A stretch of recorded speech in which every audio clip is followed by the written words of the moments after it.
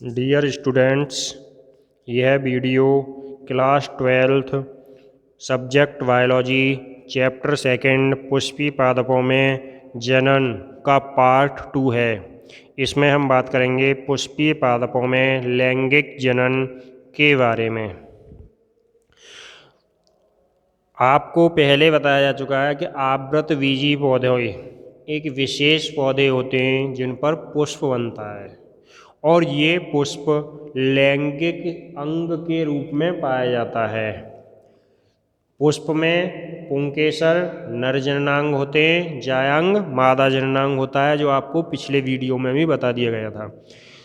इनके अंदर अर्धसूत्री विभाजन द्वारा बने परागकणों से नर युग्मकोद्भिद तथा महाबीजाणु से मादा युग्मकोद्भिद बनता है और नर युग्मकोद्भिद से नर युग्मक तथा मादा युग्मकोद्भिद से अंड कोशिका बनती है।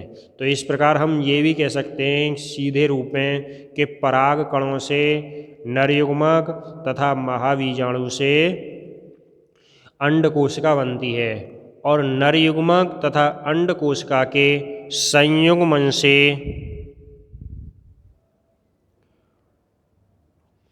एक युग्मनज, जो आपको पहले चैप्टर में भी बताया गया था, युग्मनज अर्थात जायगोट बनता है, जो बीज में परिवर्तित होकर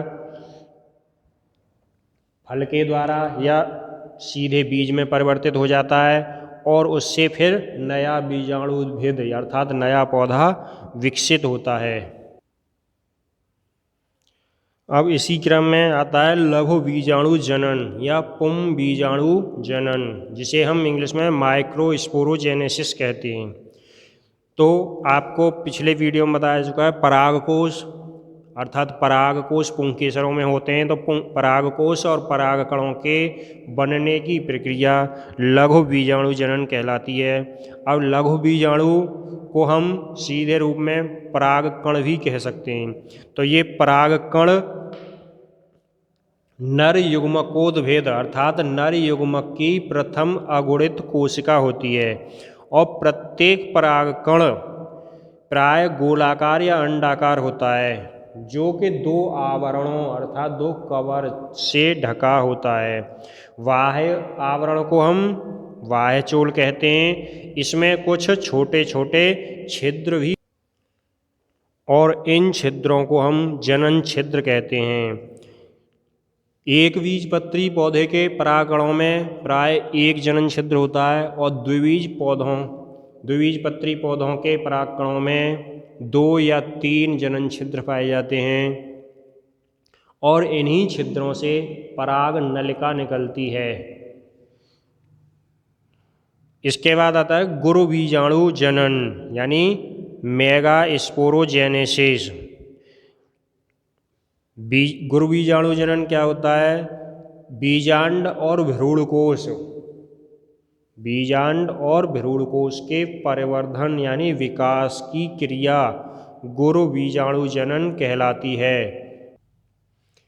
और गुरु बीजाणु जनन के समय बीजांडकाय की एक अधोस्तरी अर्थात आधे स्तर की कोशिका आकार में बड़ी होकर अन्य कोशिकाओं से अलग हो जाती है, यानी शेष कोशिकाएं छोटी रह जाती हैं और ये कोशिका बड़ी हो जाती है, जिसे हम प्राथमिक प्रपुष्प कोशिका भी कहते हैं।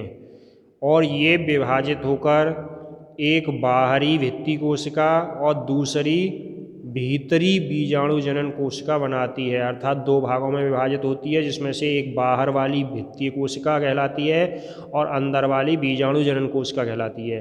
बीजाणु जनन कोशिका गुरु बीजाणु मात्र कोशिका की तरह कार्य करती है, जो अर्धसूत्री विभाजन द्वारा विभाजित होती है और 4 अगुणित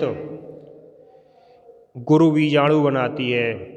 इस तरह से गुरु बीजाणु बनते हैं।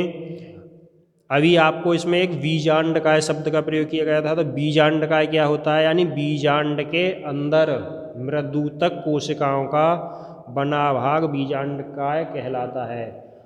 मृदुतक, आपने मृदुतक ऊतकों में पार्ट पढ़ा होगा मृदुतक, तो मृदुतक कोशिकाओं का एक भाग होता है जिसे हम बीजांडकाय कहते हैं। इस तरह से आपका ये कुछ पुष्पीय पौधों में लैंगिक जनन की सूक्ष्म रूप में प्रक्रिया थी। इसके बाद नेक्स्ट टॉपिक आपका आएगा परागण।